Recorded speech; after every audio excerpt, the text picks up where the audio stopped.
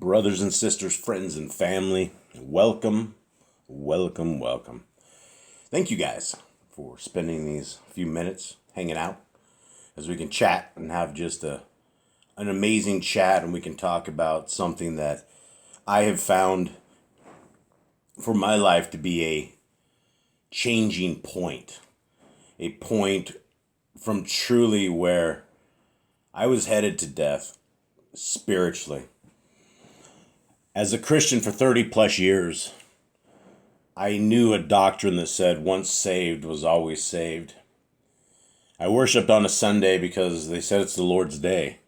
And so we were able to go from the seventh day, the Sabbath day, to the first day. And I thought that was all right. And I also believed in a mysterious 3-in-1 God. I described it to people as an egg, where there was a shell and a yolk and the stuff around the outside. It's all an egg, but it's really 3-in-1. And in that 3-in-1, I believe that I could pray to Jesus. I believe that Jesus would answer my prayers. And I also believe that we had eternal grace, and that grace was just given to people who were very wrong in our approach to how we lived, because we were not living as our Creator has told us to live. And I remember the time when I started investigating what the Sabbath day was and why it was so important to our Creator. And I couldn't find anywhere in scriptures that would lead me to believe that the Sabbath day was any other day than the seventh day. And so I decided that I better start investigating this, and the best way to ever investigate this is to begin on page 1. Page 1 begins with a set of words that our Creator has established for us that tells us about the beginnings. It tells us about our origins. It tells us about how the succession of the world came to be and how it is we are where we are at. It tells us about a race of giants that came to destroy mankind. And it also talks about a giant flood that came to save mankind because they were being destroyed by giants. All of these words and all of these stories have been preserved for us. And in these words, starting on page 1 and ending at the end of Revelations and beyond into the Apocrypha, there's no such place that the words of our Creator have been torn away. There's no such place that it says that we shouldn't value them. In fact, the greatest thing that we have ever been given in our lives is this doctrine of our Creator that religion has lied to us and said it doesn't matter. It says there's no value to it. It doesn't matter if it says not to harm the disabled. It doesn't matter if it says not to look at your family naked. It doesn't matter if it says to have correct weights and measurements. It doesn't matter if it says to take care of the orphans and the widows. It doesn't matter. None of that matters. But it does matter, because not only is it really, really good advice that comes from the Creator of the universe, and the advice isn't just advice. Our Creator says, listen, I will be your Elohim. I will be your God. You can be my people. But it's a contract. It's a covenant. It's not a set and forget. It's not a raise your hand at 8 years old. It's not getting on your knees and asking Jesus into your heart. None of that is in scriptures. None of that exists. And I didn't know that. I didn't know that until I read the Bible. And so I'd like to encourage every one of you guys to read these scriptures and read them as a love letter from our Creator to you. Read them as the gift that they have truly been given, which is the greatest gift of all. Now that goes against Christianity, because Christianity will say Jesus is the only thing that matters. The only thing that matters at all. Well, number one, my friends, is there was no letter J until the 1500s. So our Messiah's name is not Jesus. His name is Yahushua. Yahusha. Somewhere in there lies the perfect name. And in fact, Yeshua is an offset of Yahushua. It's just another way to say it. And so when you look at that name alone, and that name means salvation, we have salvation. Now, this salvation does not take away the laws of our Creator. This salvation is able to break the spiritual curse of the Torah from the second that we put our hand in the cookie jar when we were 3 years old. The way forward is the Torah. If you want to be a follower of our Messiah has always been very clear that we should keep the Torah. He comes in his Father's name. He comes in the actions and the deeds of his Father. He is literally the Torah made flesh. How can he be the Torah made flesh? Because he existed with his Father, Yahuwah and Yahushua, existed together in a realm prior to the world we're in right now. So you have a Father and you have a Son combo. You have the first 5 books of Scriptures, the Torah. The Torah was established before creation was ever created. So we have a perfect combo. We have our Creator, we have the Torah, we have his Son, who is the ambassador, who is the king of the kingdom to come. Our Messiah, our King, the one who's going to be running the city of Elohim, the New Jerusalem, is going to be our Messiah, Messiah Yahushua. The same individual that came and did it for us, that walked the Torah perfectly, that ministered to us, that taught us all the way, that taught us a way that he's going to be running his kingdom, his Father's kingdom. This is an absolute beautiful combo of a setup and a system and a Creator and his Son who love humanity and love the way forward. And the way of our Creator is righteousness. It's holiness. It's a clean way of living. It's not pornography. It's not Sunday worship. It's not eating unclean foods like pigs. It's not watching horrible movies. It's not leading your family astray. It's about loving your family, keeping your family together, keeping yourself squeaky clean, not becoming an adulterer day after day, not lusting after women, not lusting after men, not being a man whore or a woman whore. That's not the way of the kingdom. The way of the kingdom is that squeaky way. It's the way that our Messiah talks about. And what you're looking at right here is you're looking at the greatest version of Scriptures that has ever existed, guys. And this is Yah Scriptures. You can find it at yahscriptures.com. For every Scriptures that goes out, our brothers and sisters in chains, we're able to get a Scriptures into them. This is a limited edition. This is one of these editions that is, we hope it's going to be long-term. We hope it's going to be something that is something we're able to reorder. But for right now, we have them left. And so this is a huge book, guys. This is over 6 pounds. The 3 different bookmarks, the significance of the 3 bookmarks and the colors is that they are the same colors that our Creator loves, that he put into his temple. When he was building the temple, he put all of these colors into it, which is why the color of the front color is the same that our Creator had in his temple. And so this is literally his Scriptures. This is his bookmark. And guys, this is large print. This is for us that like to read and read and read. It's 103 books. It has the Apocrypha. It has the pagan names gone. This is the greatest English translation you will ever find. And so, guys, grab it while you can, and let's get into this. And for anyone that has not gone through these series, we've been just reading, and I don't know if I'm going to be able to make it to the end. There's not that many verses left till the end, but you guys, you know how we sit and chat. It gets we get long-winded. I get long-winded. And so for that, I apologize. I see the retention on this is about 7 or 8 minutes. So a lot of you fall off right out of the gate. A lot of you fall off probably about the time you hear about the Torah. Well, hopefully for those fam who stick around, much love to you. And thank you again for being a part of this reading. We're in the book of Nazarene. This is the very last book in Yah Scriptures.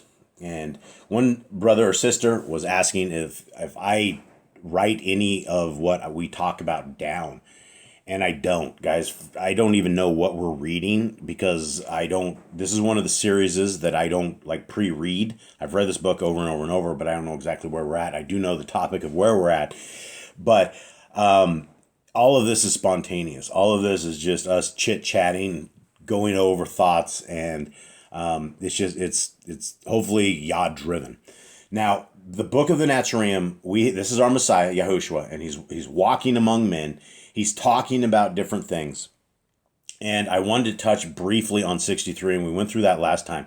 But the last part of 63 is very controversial when it comes to religions. All of these religions, and I will tell you without a shadow of a doubt, if you're in a religion, they have lied to you.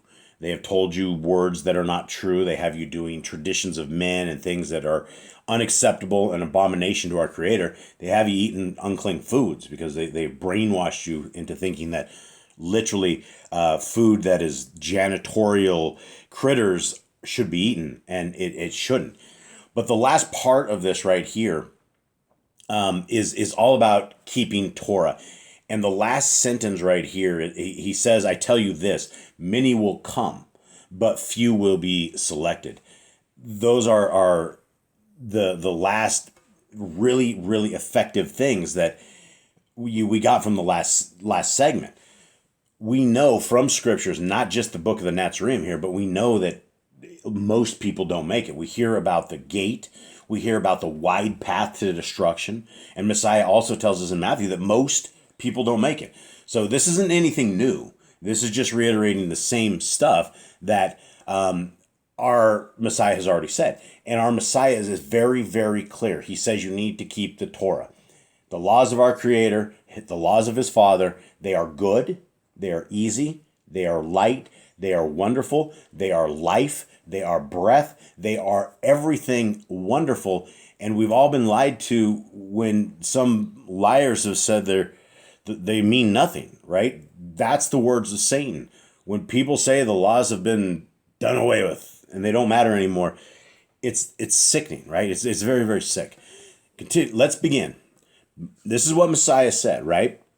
He said, Moshe viewed the promised land only from Pisgah. Let this not be your fate. All right. Whoa, what's happening? This is, well, we know that Moses, when he broke the tablets, when he was actually, this was actually when he struck the rock. When he struck the rock, what he was supposed to do is he was supposed to go and he was supposed to speak to the rock. But because the people of Israel are always stiff-necked, they're always rebels, they're always up to no good, they're always fighting for a position, they were always messing with Moshe, his leadership. So he went and he smashed the rock with a stick and water flowed out. Yah made sure that that's what happened. But because of that, Moses never ever got to go into the promised land. He got to go up to the very top of the hill. He got to look into this beautiful, beautiful land. But he never ever got to do that. So he led these people for years and years and years and heard them complaining and bickering and moaning. And he never ever got to step in. The lesson with that, Messiah says, let this not be your fate. Well, guys, our promised land is the kingdom to come. Our promised land is a world surrounded by people that love our Creator, love His ways, love His Son, love righteousness. This is going to be a good place. It's going to be a wonderful place. We don't want to be these people that are not on Mount Sinai in the New Jerusalem looking in. We don't want to be on the other side. This is the lesson. How can we end up on the other side? Well, if we're lawbreakers, if we are the people that don't know the law, don't care about the law, haven't applied the laws to our life, that's what the people that don't make it. Depart from me, ye who are lawless, ye who are Torahless, ye who are in iniquity. It is all the exact same word. Now, continuing on, Messiah says, face the difficulties ahead. Overcome the evildoers who maintain the rule of evil and claim your reward. The sword is drawn, but the battle has yet to be won. Okay, again, being Torah keepers, being in covenant with our Creator, the devil hates us. Blessings from the devil don't exist. The blessings from the devil exist when you're out of covenant, when you are with the rest of the world. The devil thrives his people. The devil loves his people. It's just that he knows how to make money just like everybody else. But you know what? Our lives are supposed to be difficult. This is a testing ground where we have been given 120 years to see if we're tough enough and strong enough and courageous enough and loyal enough to be members of the kingdom to come. We're going to have tests. We're going to be tested. Our lives could have a crux. We could have issues all our lives in something. Our health could be a lifetime of health. Some of us can't even walk. Some of us can't see, right? There's going to be all of these things, but this is temporary. The kingdom to come is something that is established. It is already established. It is already something that is in the root. It is already something that is in the root of the timeline, and it's on its way. It is on its way. And I believe scriptures without a shadow of a doubt, because all of these scriptures have been established. I look at the world and I see the world and I see the evil that is running amok. I see a world that hates laws of our Creator, that hates modesty, that hates non-corruption. We are living in such a terrible, terrible time. I cannot wait for a rule of righteousness, a rule under the Torah, a rule under the laws of our Creator. That's what we're missing in this world right now. Messiah then says, the sword is drawn, but the battle has yet to be won. Guys, run until you can breathe your last breath no more, but never ever give it up. Fight for the side of the kingdom. Be courageous. Never ever give in to evil. Never ever give in to the devil. If you're going to fall down, stand up, dust yourselves off, lick your wounds, dry your eyes, and continue marching on, because the kingdom is what we're marching for. 65, Messiah says this, in the reborn world, the wolf shall lay down with the lamb, and the lion with the kid, and a little child shall play with them. We've heard this before, right? This is the lion and lamb, right? In the reborn world. This is the world we're talking about, right? This is the kingdom to come.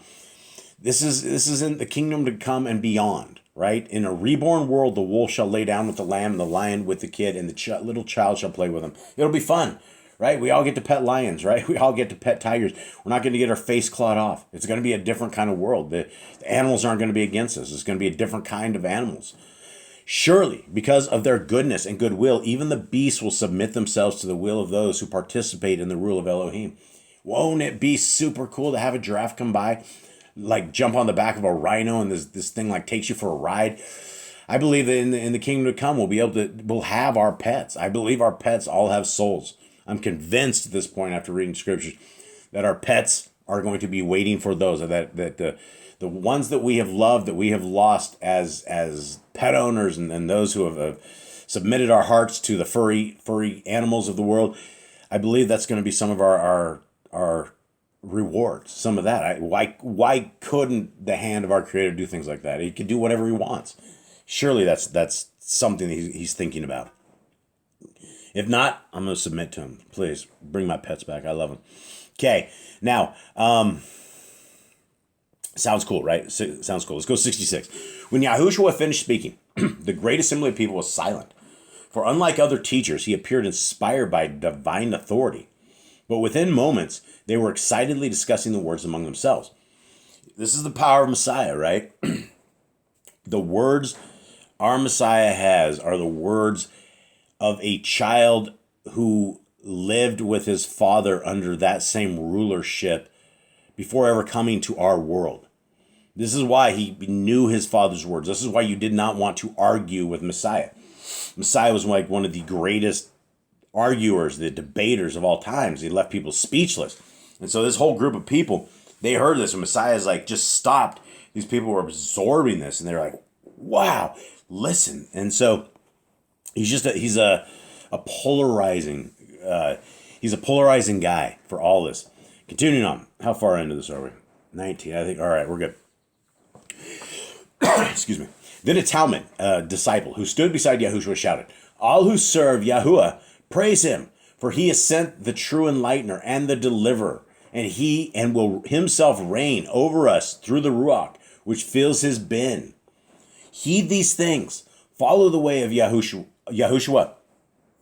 Take up the stake of life, and the rule of Elohim is at hand."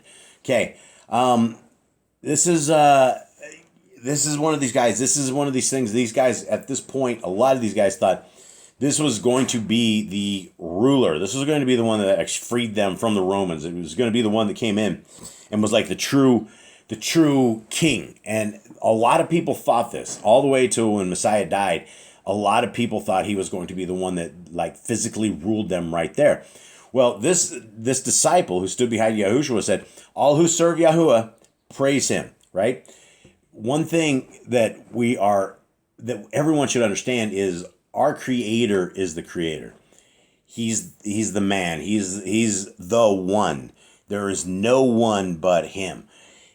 If there was somebody else other than him, if there were two gods or three gods, then scriptures, especially when our scripture says Yahuwah is one, would be incorrect. All the times that Messiah Yahushua, Jesus, said that he is not his father, that he comes in the name of his father, that he's doing the will of his father, that he is indeed not his father, then he would have to be a liar. I mean, he's not a liar, right? We don't have liars and deceivers on this side. That's what the Hasatan does. And that's why we have all of these different religions. Christianity, 41,000 of just this niche of religion. Then you have Buddhism, Hinduism, all these other stuff, right? There's a zillion different ways.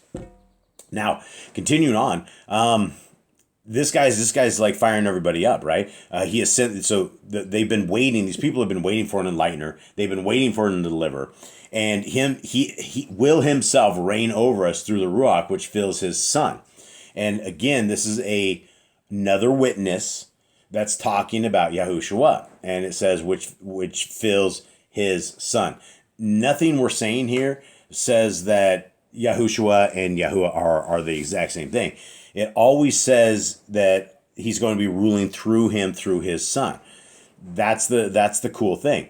When Messiah died, when Yahushua died, it was literally the Father who allowed his son to be mercilessly killed at the hands of the humans. His own creation killed his own son. Crazy, right? I mean, the ways of our Creator are wild. Okay, 68. There were many among the crowd who said, surely this is Yahuwah's anointed, for whom we have long awaited. Now we will be delivered according to the promises of the Nevi'im. And again, these people are looking at a deliverer on land, right? Like a King David that has come back, and they don't understand yet, right? They do not understand. Most of them don't, right? And all of these people, they eventually, most of them all turned on him, right? There wasn't, the crowds, there wasn't enough strength amongst the crowds ever to save Messiah from his final fate, his final days. And everybody turned on him. And so continuing on, 69. Hearing these things said by the people among themselves, Yahushua was saddened and said to Bartholomew, who stood near him, tomorrow they will revert to their old way of life and permit evil to reign through hypocrites and self-deceivers. So, that's the thing is Messiah knows all this, and you have an entire crowd of people. They're all just like, they get that Sunday feel, right? When the piano's playing and people are singing, and they feel like the Holy Spirit is in there with them. But there's nothing. It's not from our Creator. And they're not listening. The people aren't going to listen. And Messiah continues on and says, how can they be brought to understand that should Yahuwah intervene to bring about the rule of Elohim, earth and mankind will have failed him and be unworthy of his rule? Life's purpose is to produce shepherds, not sheep, but the lives of the people are turned inward upon themselves. Huge words, guys. Huge words, right? Imagine this entire crowd that's sitting right there that got it, that went, oh man, I get this. And all of a sudden this entire crowd went off and started teaching the ways of our Creator, teaching the laws, statutes, and commands, and becoming ministers of the kingdom to come, right? That's what we're all called to be. We're all called to be that courageous person that's out there talking to people, telling people about the way forward. This is not something that we hide our light under a bushel. Right? We go to the top of the hill to where the entire city can see us. And we shout from the top of the hill that, hey, the reign of the Elohim is within our grasp. It is here. And it is for people who are law keepers. It is people who love our Messiah, for people who love the ways and the future process and the future ways of a community that truly loves our Creator. And so we're called to be these shepherds, all of us, if you know the Torah, if you know scriptures, if you know the way forward, tell the people, help the people, minister to those. Give, there's so many different ways. I'm always talking about the homeless, and the U.S. has such a major homeless problem right now that you can go find some, like, I don't know if they have them still in the U.S., but some place that has 79-cent hamburgers, and load up a bag of them and go find the nearest people that are living in a tent or living on the street or people that haven't had a meal, and go sit with them and talk to them and go give a couple hamburgers out and tell them, hey, you know what? There's a set of laws, there's a set of commandments. And I don't know if you've ever heard about them, but a lot of people have only heard about our Messiah, but they have not heard about the other things that are needed. And so all of these things, and you can establish a lot of friendships. You can find a tremendous amount of people that are so responsive. And when you give a little bit of love, there's a tremendous amount of response. And you will find that, and you will also find that as we're ministering to these brothers and sisters in chains. We have broken through hardened serial killers that didn't say a word for years and years and years, and now they're just opening up into letters and to writing, and they're reading their scriptures, and they're praising our Creator, and they're seeking His commandments and seeking His ways. They're meditating on them. Their lives are done. They're coming up for execution, but now they're figuring it out. And a lot of them are just like, wow, it took all of this, that I could have figured this out on my own on the streets, but it took all this to get this, that I could get this message. And it's an incredible place. Continuing on. Oh, we're going to make it to the end, guys. Look at that. 2 more verses. We've done it. 28. All right, guys. 70. It was now late in the day, but many people still lingered. And a disciple, a Talmud, said to Yahushua, Adonai, the crowd was very large, and many did not hear all your words. Could you not speak to these? For though hungry, they would rather listen to you. Yahushua said, my throat aches, but I have bread more satisfying than that which fills the stomach, and meat more satisfying than worldly meat.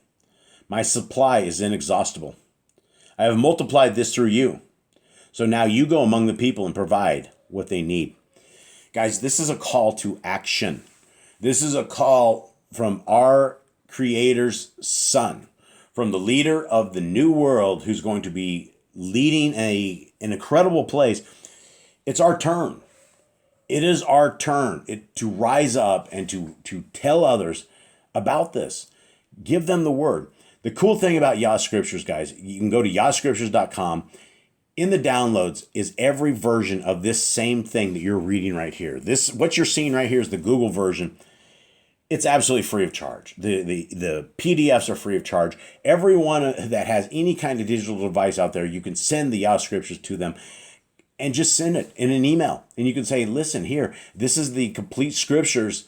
If you start reading this as a love letter from our Creator to you, you might find some change in your life. You might find some hope. There might be something there. But guys, we're not going to go forward unless we're planting the seeds. We're not going to go forward unless we are doing the work. Our kingdom is calling us. Our leader, who's our Messiah, is calling us. So I am seeking those who are willing to get fired up for the kingdom, and those who know what I'm talking about, because the Torah is exciting. Guys, this is an exciting thing. These commands are super, super exciting. Who else tells you things like be fruitful and multiply, right? Our parents always should, but they don't tell them straight up in this word. They don't say be fruitful. They try to kick our butts off the computers and get us going. Replenish the earth, subdue it. The herb bearing in every tree is for food. Men and women should build their own families. That's right there, a commandment that we should be out there. It should be Adam and Eve. It shouldn't be Adam and Steve, right? It should be man and woman out there building families and multiplying and having kids and replenishing the earth and doing what goes against the current flow, right? That's what it is. Every clean, moving thing that lives should be food for you. Don't eat the blood. Walk before me in perfect. Be perfect. These are all the commands that our Messiah was telling us we need to keep.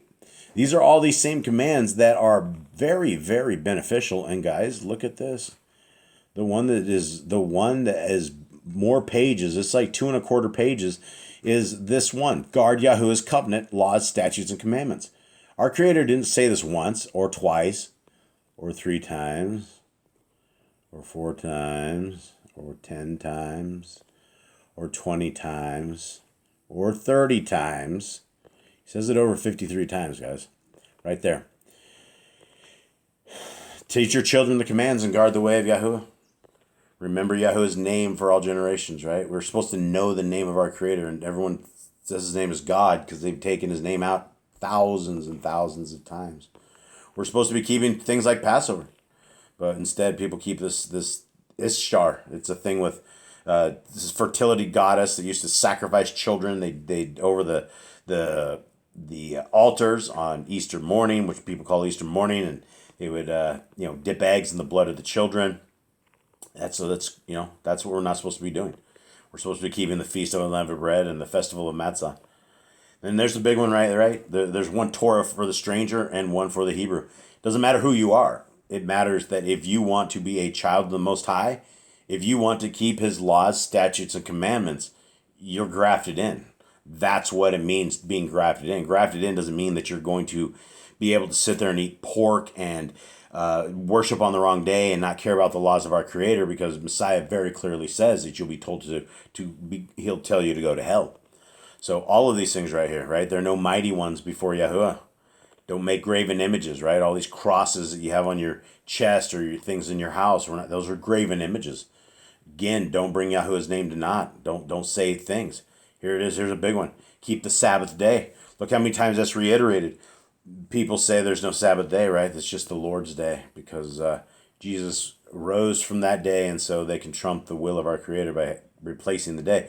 Messiah would flip the tables. He would start whipping you guys with horse tails for doing things like this. It's crazy. On to your parents. Do not kill. Do not break wedlock. Do not steal. Look at these great things, guys. Look at these amazing things right here. So easy to keep. Easy, easy, easy. Oh, do not lie with the beast. Let's put that one on the cross, guys. Let's fulfill that one, right? Because they do it. They do it all over the place. There's dog brothels. There's all sorts of horrible, evil abominations in this world, right? Look at that. Do not charge your brother interest. That's a command reiterated 3 times. These things are terrible, right? Oh, they're so hard to keep. Do not eat what is torn of any beast. Oh man, the roadkill. We shouldn't be eating the roadkill, but you know what? These laws are on the cross, so we can do all this stuff. So we just get sick, deathly sick, and then we can go hang out with the dudes with the white coats.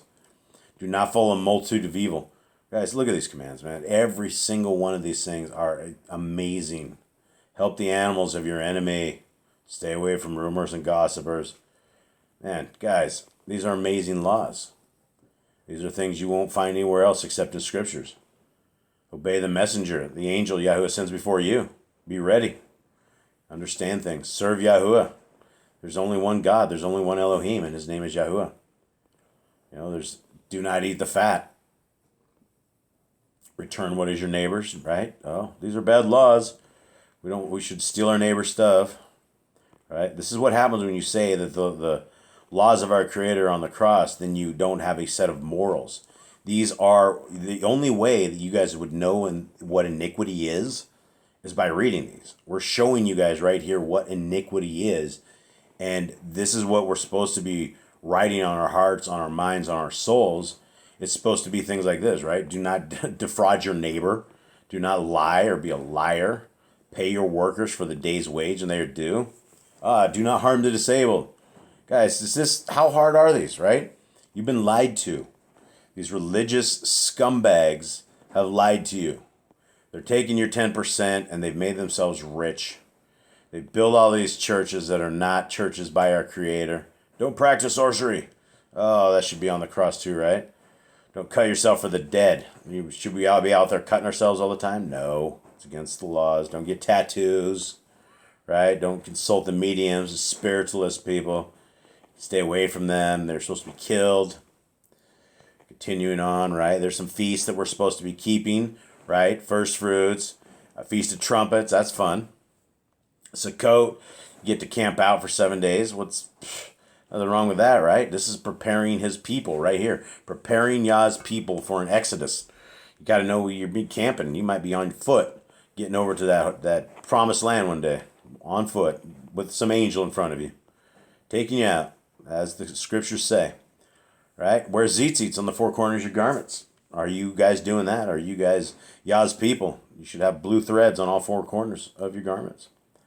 Amazing things. Don't add or take away from the word, right? Or everybody sitting on worshiping on Sunday, you're adding or taking away from the word. You're breaking commandments.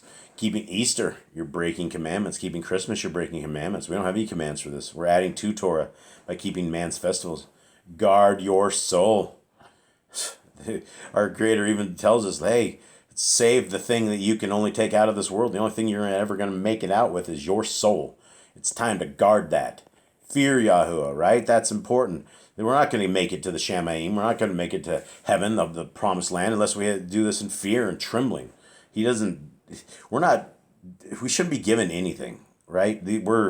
We are broken humans that our Creator has thankfully given us grace and mercy and given us a Messiah and given us scriptures, given us laws. But if we don't know these, this is on us, right? Do not tempt Yahuwah.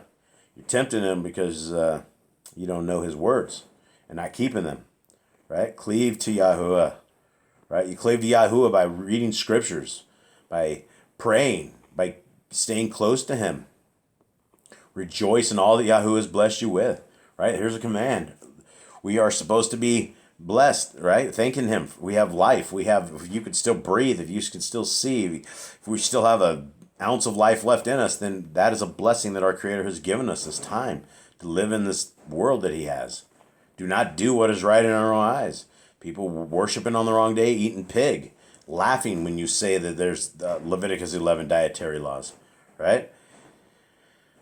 So these are all good things, guys. These are all things that we should be writing on our heart, mind, and soul. And when we get to the end of this, we'll call this one good.